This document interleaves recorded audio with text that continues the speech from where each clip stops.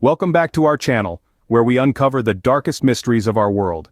Today, we unravel the horrifying story of Pedro Alonso López, a serial killer and rapist of young girls whose reign of terror still haunts the Andes Mountains of South America. Born into a world of neglect and sexual abuse, López's tale is a haunting reminder of how a troubled childhood can morph into a reign of terror. Brace yourselves as we venture into the dark depths of his life and crimes.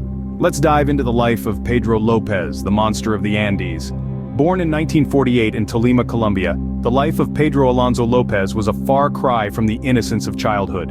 López was banished from the house at age 8, when his mother caught him attempting to molest his sister.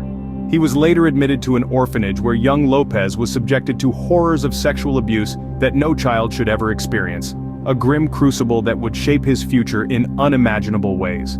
But López was a survivor, and he soon fled the confines of the orphanage, escaping into the labyrinth of the streets.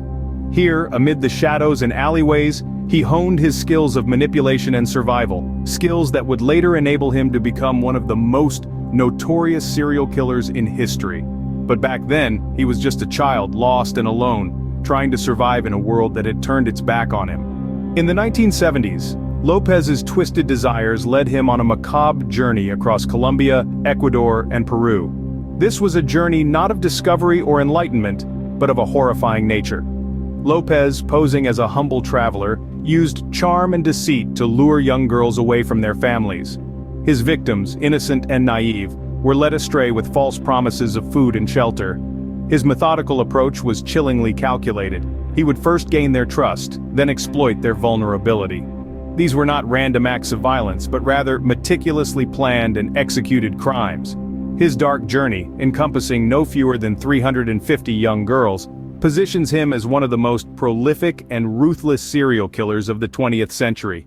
As his reign of terror spread across the Andes, local communities lived in a constant state of fear. Parents kept their children close, communities were on high alert, yet López continued to evade capture. His ability to blend into society, to appear as just another face in the crowd, allowed him to continue his heinous crimes undetected. To understand the mind of such a monster, we turn to experts in criminal psychology. One expert notes, López exhibited classic signs of psychopathy, including a grandiose sense of self, a lack of empathy, and manipulative behavior.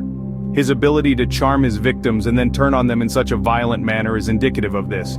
But it was his ability to remain undetected that truly sets him apart. He was not a loner or an outcast, as many serial killers are often portrayed.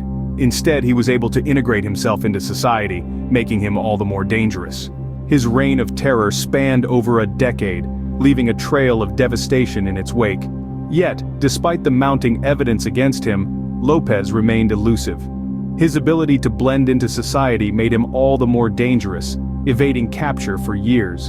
In 1980, López's reign of terror came to a dramatic end when he was apprehended by an angry mob in Ecuador. The local community, weary of the unexplained disappearances of their daughters, took justice into their own hands. López was handed over to the police, where he sat in a dimly lit interrogation room, facing the hardened eyes of investigators. Then came the confession that shocked the world. López, with a chilling calmness, confessed to the murders of over 300 young girls across Colombia, Ecuador, and Peru.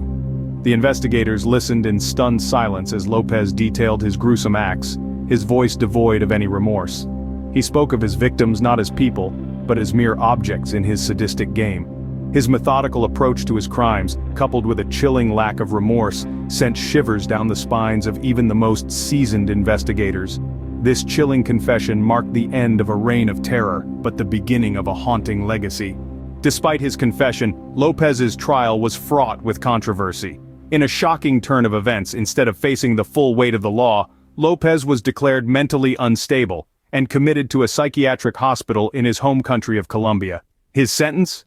A mere 14 years, a slap on the wrist for the monstrous crimes he had committed. But the story doesn't end there. In a twist that would send chills down the spine of any true crime enthusiast, López was released after serving just a fraction of his sentence, disappearing into the ether. The circumstances of his release remain shrouded in mystery, leaving many to question the justice system's handling of this horrifying case. With López's whereabouts unknown, the communities he once terrorized are left to grapple with an unsettling reality. The monster of the Andes could still be out there, lurking in the shadows. His legacy of fear continues to cast a dark shadow over our community. As we confront the horrors of Pedro Alonso López's crimes, let us remember the victims whose lives were tragically cut short. Their stories underscore the chilling reality of the darkness that can lurk within the human soul. It's a stark reminder of the importance of vigilance, of not letting our guard down, even when faced with the charming and seemingly harmless.